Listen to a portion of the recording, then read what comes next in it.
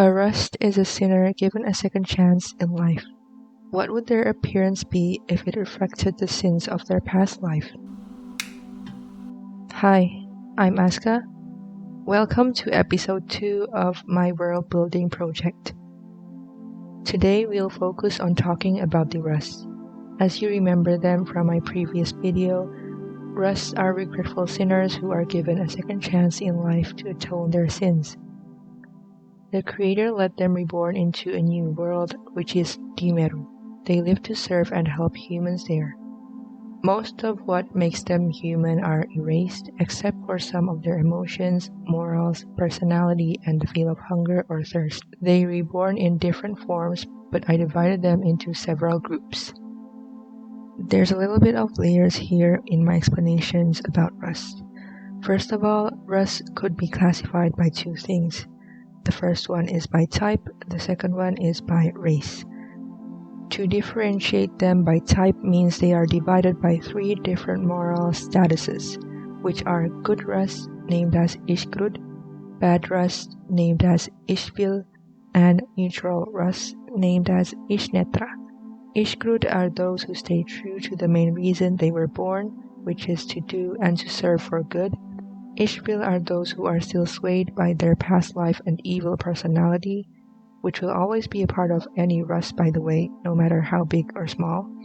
Being one of them requires quite a lot of guts and a bit of slanted thinking. This means that they are ready to be punished on the spot whenever they commit an evil act or an act that is prohibited by the Creator. It's better not to know the details of their punishment. Obviously, the Creator won't let them live for too long. If the Creator no longer sees any hope for them to change, their existence will be erased into thin air. All they could do is feel the absolute worst by not only unable to move, but also feel a pain beyond what they have experienced in the afterlife before. So they still exist, but they just no longer have a form that anyone can see or touch. Nor would they have a voice. At least that's what the Creator promised them. As for Ishnetra, the neutral ones, they are still hovering in between.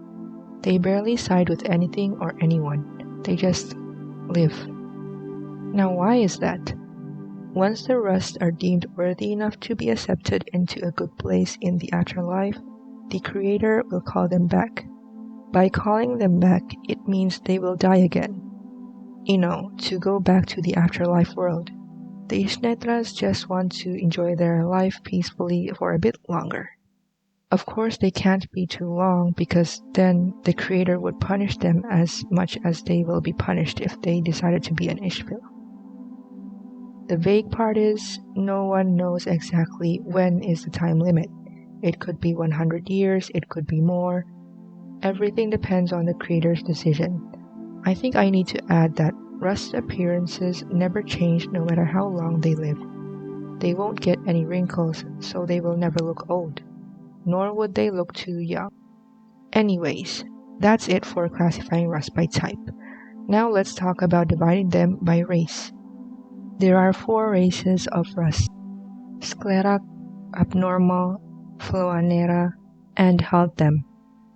In exactly that order from bottom to top, race are based on how big the sin they have committed in their previous life. Note that this is not the same as power ranks. The parameter is only known by the Creator, who decides how the rust will look like when they reborn, but it's still pretty easy to differentiate them once you take a look at their appearances. Sclerak looks like a walking skeleton. They look a lot skinnier than normal people. You could see their exposed bones, which could be partial or could be the whole part of their body. An abnormal looks closest to the human form, but they would always have imperfect or unusual parts, like pointed ears, some peeled off skin, uneven limbs, or rainbow eyes. So they kind of look human and inhuman at the same time. As for Floanera, they might look a little more like they were mixed with nature elements or creatures. One could have hands with textures like a tree branch, another could have tails or cat ears. The last one, half of them are a little more stiff-looking, like a doll or a robot. You will know they either have iron or plastic as their skin. We've talked plenty about the types and races. How about the designs? To me, designing is like trying to tell a story and turning it into colors and shapes that represents the meaning behind it. There are a few things that determines a rust design: their past life, sin, and morals before death. So the questions are like, what culture and history do they have in their past life? What was the biggest sin they have ever committed back then? And what morals are dominant by the time of their death? Is it positive or is it mostly negative? The last point would have the biggest impact on their color palette. The more positive, the brighter the color will be, and the more negative, the darker the color will be. There's a lot of possibilities to play with here. I did have some fun when I designed some Rust characters in the past, but because I need to simplify them for my webtoon, I couldn't make them too detailed. Technical stuff. Let's move on to the Rust mission in Dimeru, shall we? Specifically about how they could get the approval of the creator to be forgiven so they could go back to the afterlife world without being punished anymore. The first thing they need is a bracelet called Seklang. A Rust journey to atone their sins will never start unless they have acquired a Seklang. This bracelet will be the parameter of their progress and a form of the ultimate connection with the creator. Once the bracelet is on, it won't be visible to the Rust who wears it. It will just melt into their skin and the user won't even feel anything, not even the weight of it. So most of the time, Rust could forget that they ever have them. Of course, it won't be that easy to possess a Seklang. They can only be found in specific caves spread all over Dimeru in places where obstacles are difficult to avoid. When a Rust is deemed worthy, this bracelet will shine and the creator will quote-unquote tug the Rust wrist that has the bracelet on towards the direction of their final destination, a place called Asmepan, known as the land closest to the creator. There, they will meet a peaceful death to return to a better place in the afterlife. So, in summary, after a Rust possesses a Seklang, they must begin their journey of atonement.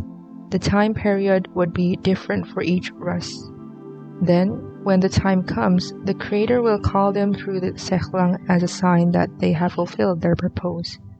They can head to Asmepan right at that moment. The process seems simple, but as complicated as the world could be, it's not. Okay, that was quite a lot. Now I'm going to talk about the last part of my plans for Dimeru's art book.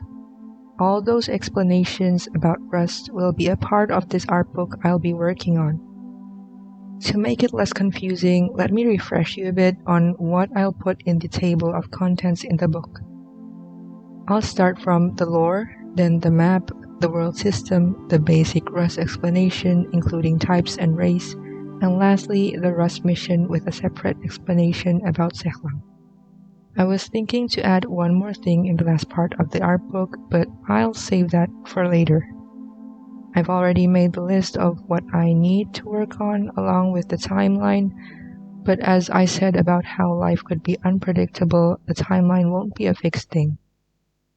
It was just to keep track of my progress and it could change over time. I've also made a sketch of page layout so I could see the bigger picture first and know what kind of illustrations I need to create. Done with the planning, I am going to start the production process in the next video. Thank you for being patient with my blabbering in these early episodes. Don't worry, sketches and more explanations will come soon. Stay happy and healthy and see you in the next one.